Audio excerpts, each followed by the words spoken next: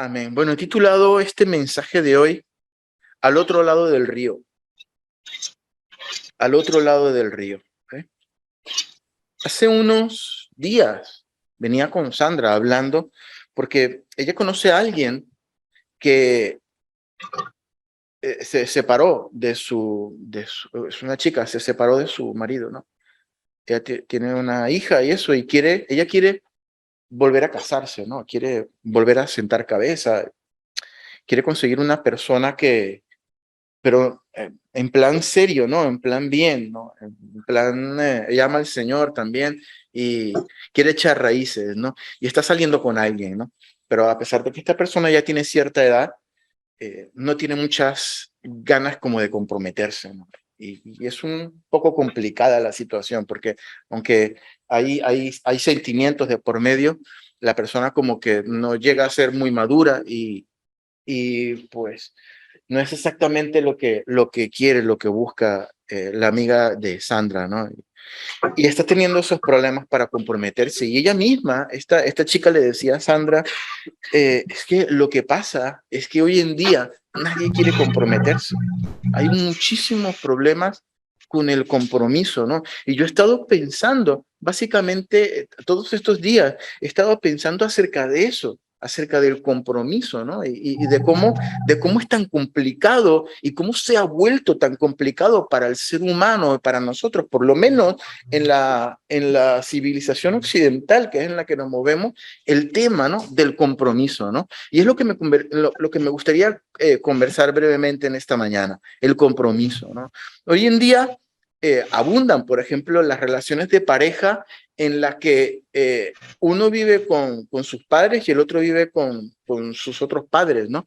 Y cuando tienen que salir al cine o ir a viajar o a comer o a hacer alguna actividad social, pues claro, ellos se reúnen, o termina la actividad y se van cada quien para su casa, ¿no? Y no estoy hablando de parejas jóvenes, que es normal que eso pase así, porque todavía están a la sombra de los padres y todavía pues les queda camino por recorrer. Estoy hablando de parejas adultas, solventes, que trabajan, que deberían ser independientes, pero que es más fácil estar en casa de mamá y papá y es más fácil evitar ese compromiso, ¿no? Porque es que el compromiso es complicado, ¿no? Y cada vez es más complicado, ¿no? Yo recuerdo como, yo sé que seguramente si tú le preguntas o a tus padres o a tus abuelos o a cualquier persona, ¿cómo comenzaste tu vida de pareja? Te vas a encontrar con historias más o menos similares, ¿no?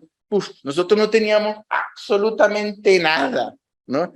Nos fuimos a vivir en un cuchitril y teníamos que tirar el colchón ahí, comíamos arriba del colchón, dormíamos en el colchón, veíamos tele en el colchón, todo ahí en el colchón, ¿no? No teníamos nada. Poco a poco llegó el primer niño, ¿no? Y después ya tuvimos una cama, ya tuvimos un sofá, llegó el segundo niño, ya pudimos mudarnos, compramos el primer coche y tal. Y todo, las historias, obviamente no todas son iguales, ¿no? Pero hay mucho de eso, ¿no? Y como que la gente antes tomaba ese compromiso y rascaba la realidad que tenía con las uñas y salía adelante, ¿no? Ahora es un poco más complicado, ¿no? Tenemos esa mentalidad de que si no estamos ya en cierta posición en nuestra vida es complicado irse de casa y si nos vamos de casa es porque queremos experimentar la emancipación, pero cuando nos vamos al tema del compromiso, es tan difícil para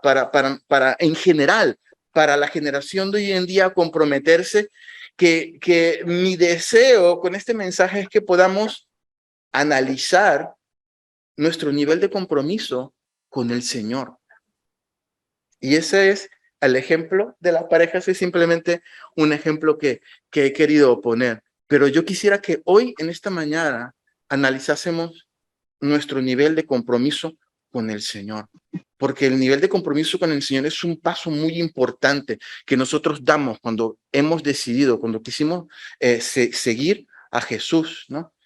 Y hoy en día, volviendo un poquito al ejemplo de las parejas, antes, cuando la gente iba al altar, por ejemplo, iba con esa alegría que se iba a casar, pero con ese temor de que es para toda la vida, ¿no? Sobre todo un poquito los hombres que se buscan toda la vida, ¿no? Pero era eso, ¿no? Hoy en día, ¿vamos a casarnos? Sí, vamos a casar. Si sale mal, ¿cuál es el problema? Del divorcio, ¿no? Divorcio express, no pasa nada, ¿no? Nos divorciamos. Hoy tenemos el plan B para casi todas las cosas, ¿no? Porque aunque quisiéramos emular ese compromiso, no, tenemos plan B para todas las cosas. Y si sale bien, pues nos separamos y no pasa nada y se acabó, ¿no? Y nosotros como creyentes hemos adquirido un compromiso con el Señor. Y un compromiso con la iglesia también. Nosotros no somos, como hablamos la semana antepasada, del cuerpo de Cristo. No somos una manito que está solita por allí, o un dedo que está solito por allí, o un pie que va solito por allí. Somos un cuerpo. Y como tal nos necesitamos los unos a los otros, como este ojo necesita este, y como la boca necesita el estómago, y como un pie necesita el otro para poder caminar bien. Así nos necesitamos nosotros como cuerpo que somos. Y hemos adquirido no solamente un compromiso con el Señor, sino un compromiso con la iglesia.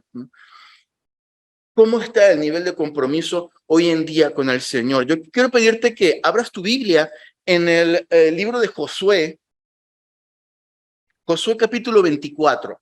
Josué 24, versículos 14 y 15. Josué 24, versículos 14 y 15.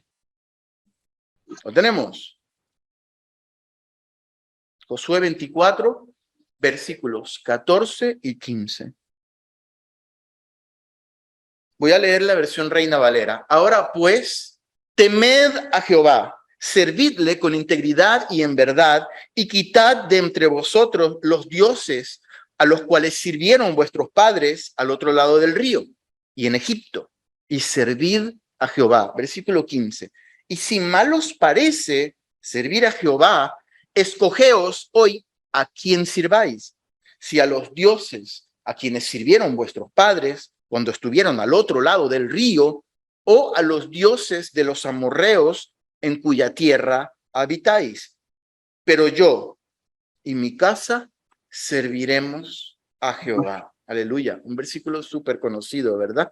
En el versículo 14 del capítulo 24 de Josué que acabamos de leer, hay como un punto de inflexión en la historia, porque Josué, muchas Biblias ponen allí que es el mensaje de despedida de Josué. Josué, llega a un punto que en el pueblo de Israel, ¿verdad? Si recordamos un poquito la historia, que es lo que cuenta Josué a partir del versículo 1, si recordamos la historia, Dios llama a Abraham, lo saca de la tierra allí, y él tiene que irse al otro lado de un río, al otro lado del río Éufrates, ¿no? Y dejar atrás toda esa zona de dioses paganos donde él vivía, en Ur, allí, Sumeria y todos esos lugares, y Dios le da ese regalo, esa bendición, ese pacto de fundar Israel, ¿no? Israel es el padre de la nación de Israel, él es el gran patriarca, ¿no? Israel termina en Egipto como esclavo, para hacer corta la historia, ¿no? Y de la esclavitud, el Señor levanta otro hombre, que es Moisés. Moisés saca al pueblo de Egipto o lidera ese movimiento, ¿no? De salir de Egipto, y tienen que atravesar, esta vez no un río, pero sí un mar, que es el Mar Rojo. Atraviesan el Mar Rojo y llegan al otro lado. Eso es como un punto también, como un hito, como un punto de inflexión para la historia del pueblo de Israel. A partir de allí siguen caminando y tienen que llegar a la tierra prometida, ¿no? Para llegar a la tierra prometida tienen que cruzar otro río, era el Jordán. Una vez que cruzaban el Jordán, pues ya estaban más o menos por ahí en tierra prometida, ya les tocaba terminar de hacer las conquistas, establecerse y todo aquello, ¿no? Y en ese punto, Josué reúne al pueblo, les recuerda todo lo que Dios había hecho por ellos, y llega a un punto que es el versículo 14 que acabamos de leer, y les dice, y lo primero que les dice es que confronta al pueblo diciéndoles, lo primero que tenéis que hacer es temed a Jehová. Es lo que dice el principio del versículo 14. Ahora pues, ya sabemos lo que Dios ha hecho por Israel. Ahora bien, llegó un momento de comprometernos, llegó un momento de tomarnos las cosas en serio. Lo primero que tenéis que hacer, versículo 14, ahora pues, temed a Jehová. es muy común, algunos de nosotros probablemente tenemos mucho tiempo que vamos a iglesias y eso, y hemos escuchado más de una vez cuando se habla acerca del temor de Dios o el temor a Dios. Cuando se habla acerca del temor de Dios o el temor a Dios, es muy común, es muy normal que escuchemos a predicadores o a maestros o a expositores de la palabra diciendo, pero bueno, cuando la Biblia habla de temor, no está hablando de ese temor de miedo, ¿no? Es más bien como un temor de reverencia, de respeto hacia Dios. Porque pareciera ser que cuando hablamos de temor de Dios, tenemos que matizar la palabra temor porque queda un poco mal, no sé, un poco feo que un hijo de Dios le tenga miedo a su Dios. Le tengo miedo. Como que hay que matizar un poquito eso, ¿no? Pero cuando nosotros nos vamos al original de la palabra que se utiliza para temor de Dios o temer a Dios, nos encontramos con un término que es yaré. Se pronuncia así más o menos, yaré, que es el hebreo de tener temor, tener miedo. Y la acepción o el significado de esa palabra tiene poco margen de otra interpretación. O sea, significa miedo, tener miedo. Miedo, temor a Dios es tenerle miedo a Dios. Así de sencillo, así de sencillo. Sin ningún tipo de matizar, ni respeto, ni reverencia, que sí, que todo eso entra dentro del temor de Dios. De hecho, la palabra yaré es la que utiliza en la misma Biblia, cuando, ¿se acuerdan? Cuando Abraham va caminando allí en el huerto del Edén, que desobedece a Dios y de repente escucha a Dios y se esconde, Dios le dice, ¿dónde estás tú? Y Abraham le responde, es que te escuché caminando por el huerto, vi que estaba desnudo y yaré, tuve miedo.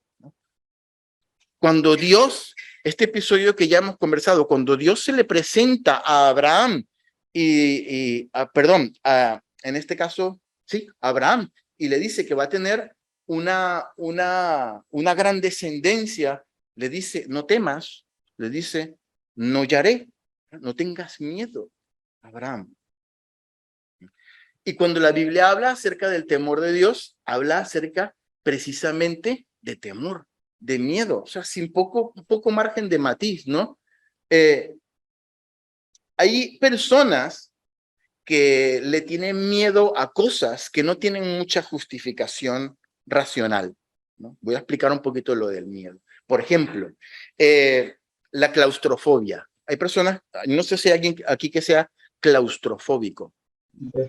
Sí, hay varias personas que son claustrofóbicas. Bueno, eso es un miedo hasta cierto punto no racional, ¿no? O es un poquito irracional, ¿no? Si es verdad que cuando nos quedamos en un ascensor o qué sé yo, o nos subimos allí al metro y estamos así, ayer estaba viendo un documental de los trenes en India. Madre mía, una cosa impresionante, ¿no? Y van los pobres así, ¿no? Si es verdad que se pasa mal. Si tienes eso, pues se pasa mal, ¿no? Pero no te vas a morir ahí. Lo más que te puede pasar es que te desmayes de la angustia y al poco rato te levantan y sigues tu camino, ¿no?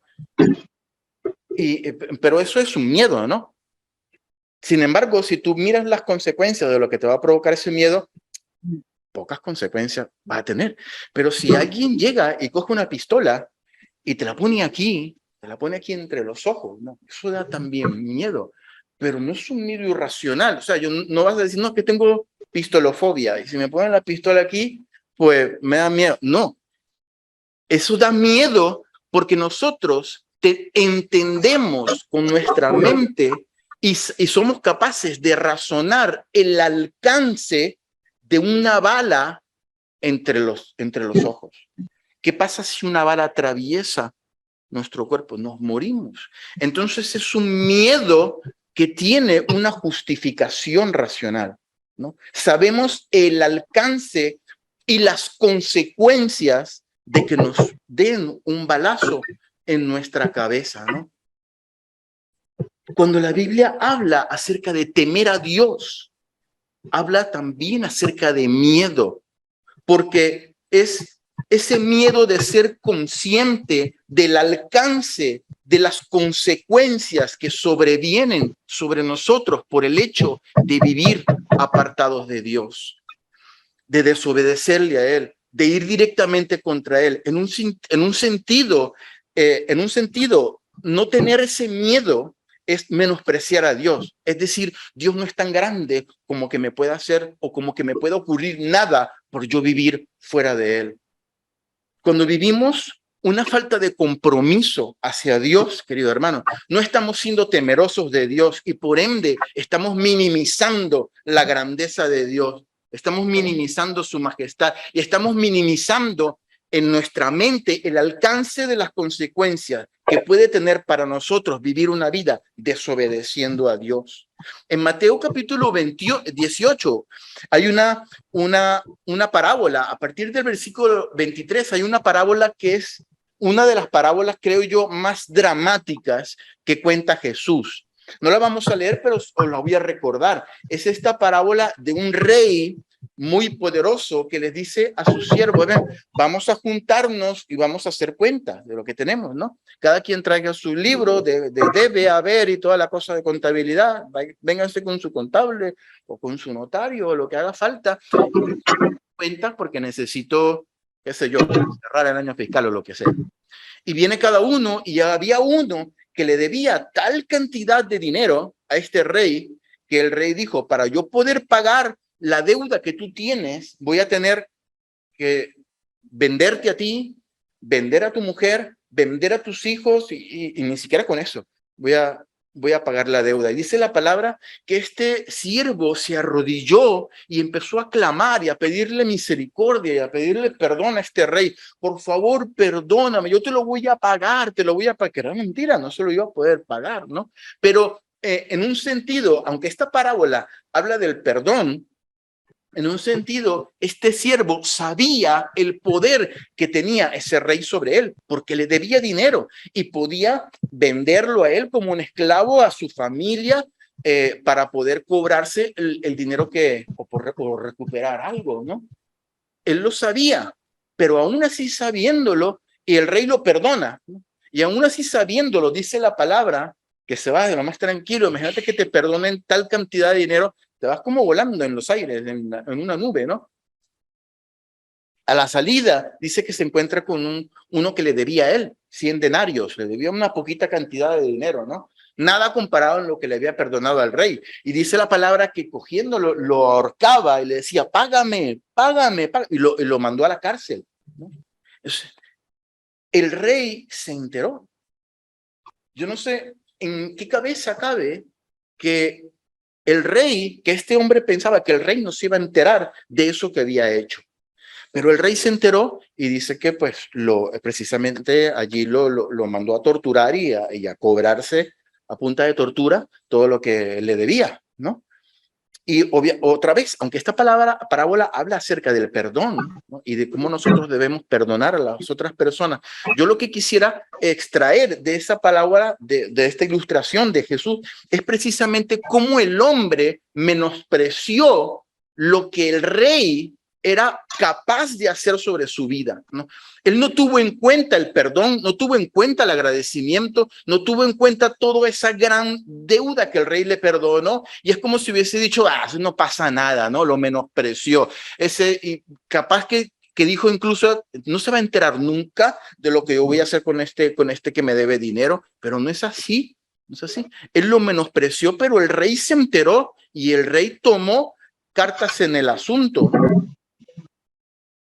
No tomó en serio, no tuvo temor de lo que él sabía que el rey podía hacer con él, de las consecuencias que tendría. Hay una frase muy vulgar en España, yo creo que es la frase que menos me gusta del folclore español. Seguramente la habremos escuchado en más de alguna ocasión, y me perdonan la ilustración, pero es la frase: me cago en te, ¿no? Hay algunas personas dicen: me cago en 10, un poquito como para disfrazar sí, bueno, sí, o en el váter ya directamente, que es lo mejor. Sí, qué horrible, ¿no?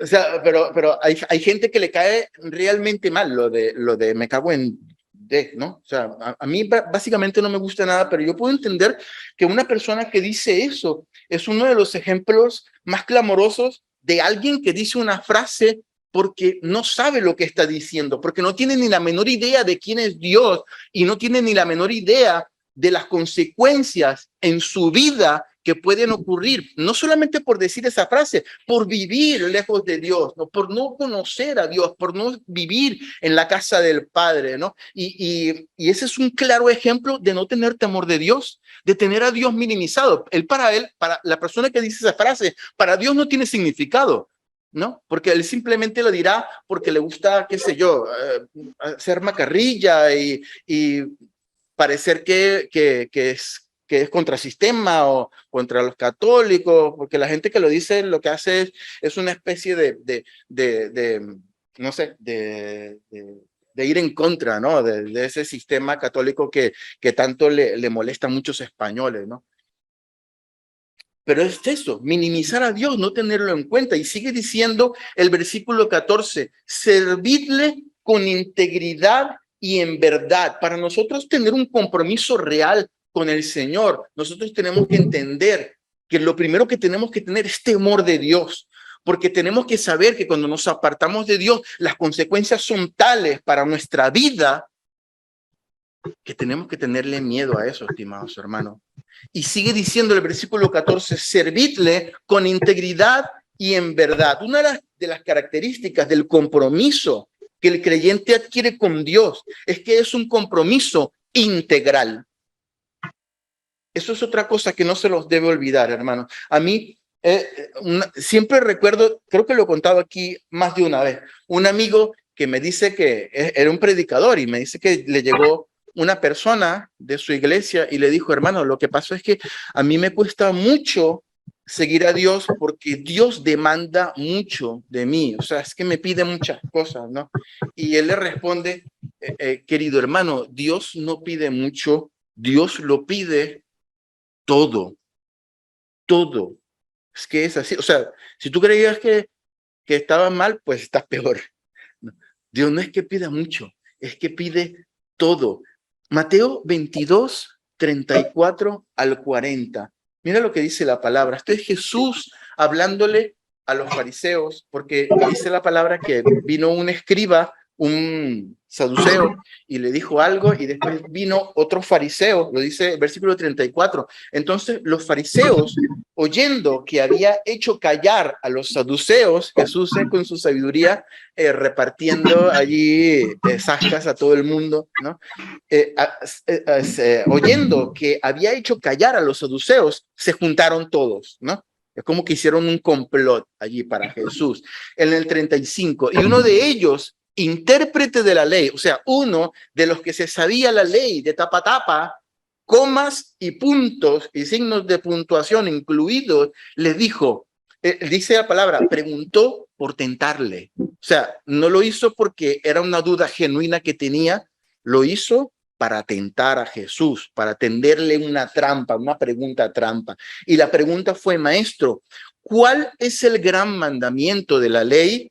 Seguramente lo que este hombre ya tenía maquinando allí en su interior era, vamos a ver, si me dice, no, que es el sábado, pero no, pero es más importante lo de no ser ídolo, o si le dice, pues no decir falso testimonio, pero y matar a la gente no es más importante. Seguramente estaba rumiando algún tipo de respuesta para hacerle caer como una trampa, ¿no? Y Jesús le responde en su infinita sabiduría lo siguiente. Jesús le dijo, amarás al Señor tu Dios con todo tu corazón, con toda tu alma y con toda tu mente. Este es el primero y grande mandamiento.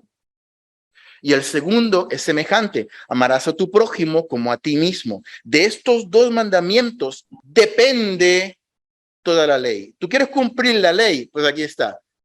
Ama al Señor tu Dios con toda tu alma, con toda tu mente, con todo tu corazón. El fariseo quería tentar a Jesús, pero Jesús le dice en su infinita sabiduría, que el mandamiento más importante de todos es amar a Dios integralmente, con todo tu ser. Cuando amamos a Dios de manera integral, cuando nuestro compromiso no tiene letra pequeña, hermanos, cuando no tiene segundas intenciones, porque eso es muy común, caer en esa tentación de tener esas segundas intenciones en nuestro compromiso con el Señor. Bueno, Señor, yo te doy, pero si tú me das también a mí.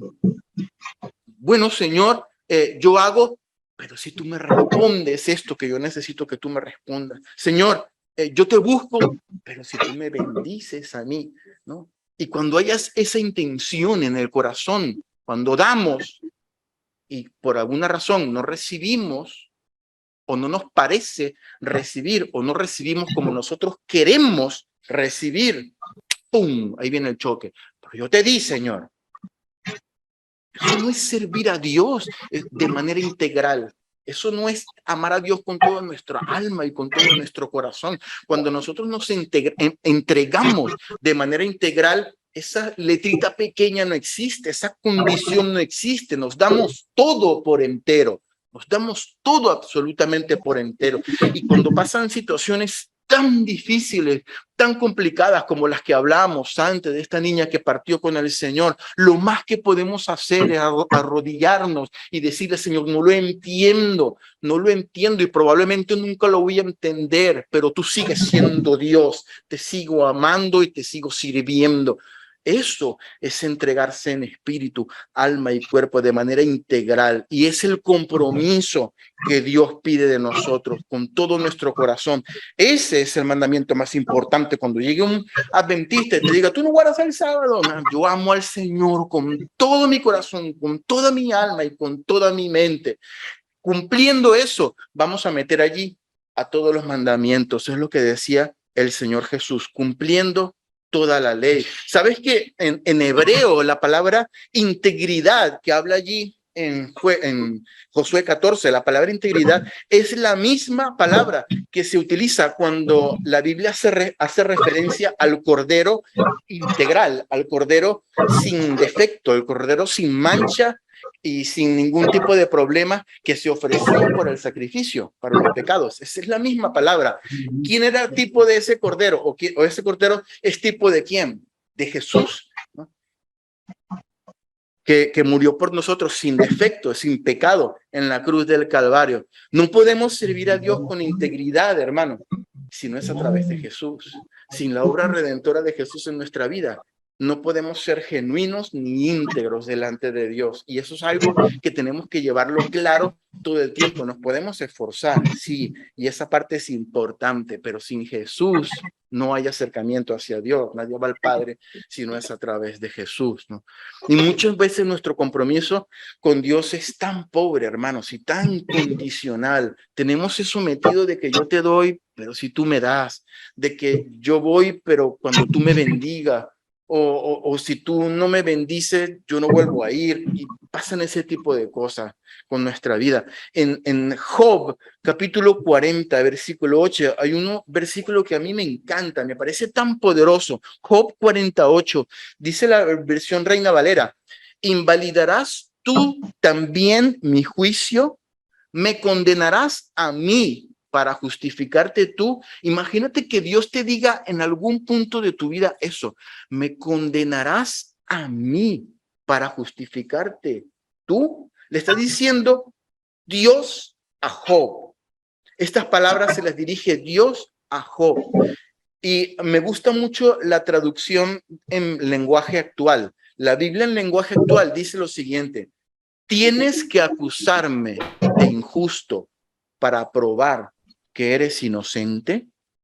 Imagínate que Dios te diga eso. O sea, para probarme a mí que tú eres inocente, tienes que decirme a mí que soy yo injusto, que soy culpable. No sé si has escuchado alguna vez la frase, si Dios es amor, ¿por qué permite la maldad? ¿No? Es súper cliché, súper manida esa frase. Si Dios es tan bueno, ¿por qué permite las tragedias?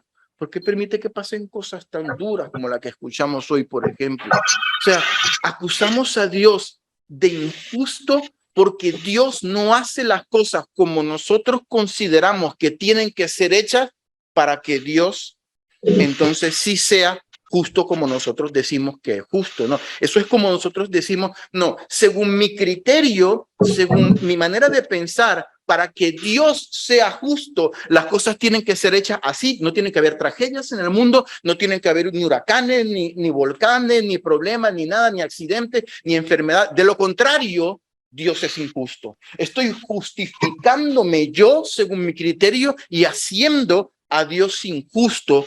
Por ende, es lo que le dice Job, es lo que le dice Dios a Job. O sea, te vas a justificar tú, pero haciéndome injusto a mí. ¿Te estás oyendo lo que tú estás diciendo, Job? Y ahí, es allí cuando vemos a creyentes que, por ejemplo, salen de las iglesias indignados, a veces después de una predicación, porque el pastor predicó que hay que ser íntegro, que hay que ser santo, que hay que ser comprometido con la iglesia y con Dios, pero hay gente que dice, ¿y quién se cree ese pastor, ese predicador que soy yo? Yo soy una persona que trabajo por mi familia, soy una persona que peco poquitito peco yo, pero soy una persona que me mato por mi familia, soy una persona, un día, si quiero ir un domingo al fútbol con mis amigos o lo que sea, y si el otro domingo tengo otra cosa, y si el otro domingo tengo otra cosa, ¿Dios es acaso tan injusto que no ve eso que yo estoy haciendo? Me pregunto, ¿no? ¿Es acaso Dios tan injusto? ¿Me estoy justificando yo y lo estoy haciendo injusto a Él? Dios no puede ser tan injusto como para exigirme que esté todos los domingos, todos los días levantándome. Me acuesto bien tarde, ¿no? Y tengo que levantarme temprano a orar. Qué injusto que es Dios, ¿no? Y yo me porto tan bien y no peco casi. Para justificarme a mí, lo hago injusto a Él. Y sigue diciendo, y quitad, en Josué 24, y quitad de entre vosotros los dioses a los cuales sirvieron vuestros padres al otro lado del río y en Egipto, y servid a Jehová. El compromiso aquí representa dejar de adorar, dejar de obedecer, dejar de servir, de rendir pleitesía, de rendir adoración a todas las cosas que se adoraban al otro lado del río. Nos acordamos un montón de cosas que hacíamos nosotros antes de conocer al Señor, ahí, al otro lado del río, o que hacíamos, o que hacían nuestros padres, o que hacían nuestros amigos, y todavía lo siguen haciendo, ¿no?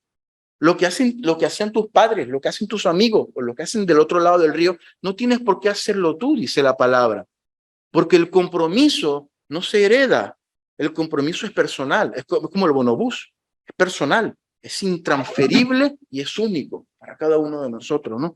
Y a continuación, Josué remata con uno de los versículos que a mí me parece que es uno de los versículos más anticalvinistas de la Biblia, yo creo, ¿no? Dice el versículo 15, y si mal os parece servir a Jehová, mira lo que le dice Josué al pueblo. Vamos a ver, hay que servir a Dios, hay que comprometerse a Dios con temor de Dios, entendiendo que hay consecuencias terribles porque Dios es grandísimo y desobedecerle hay consecuencias que no podemos nosotros imaginar. Primero, y hay que servirle con integridad, todo y de una manera genuina, con verdad.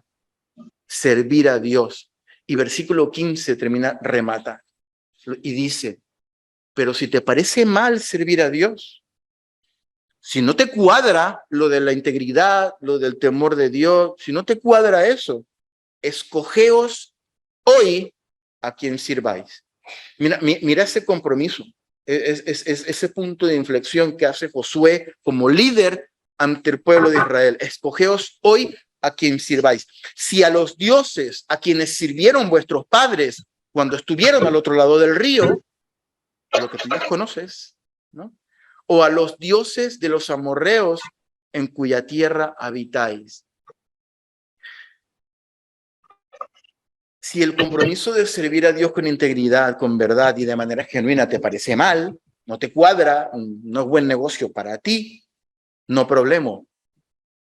Para eso está la píldora azul o la píldora roja. ¿Cuál te quieres tomar? ¿Cuál quieres elegir?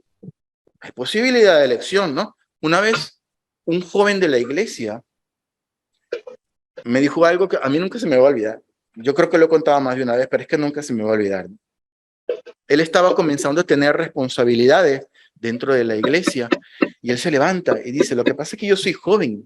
El problema era que él estaba llegando tarde los domingos y ya estaba teniendo responsabilidades dentro de la iglesia. Estaba llegando tarde los domingos y cuando llegaba o sea, tenía una cara de cansado impresionante, ¿no? Entonces, claro, y él se levanta en medio de la iglesia, en medio de la congregación y dice, es que yo soy joven y yo necesito salir los sábados por la noche a divertirme y a tener. Yo vengo para... O sea, él lo decía como un poco para que las demás personas fuesen un poquito condescendientes. Tiene razón, qué joven, ¿no? Yo creo que es lo que tenía en su corazón en ese momento, ¿no? Él ya no está en la iglesia, yo no viene a la iglesia, aunque yo sé que él ama a Dios y eso tiene tiempo que no viene a la iglesia, ¿no? Él eligió a quién servir, ¿no?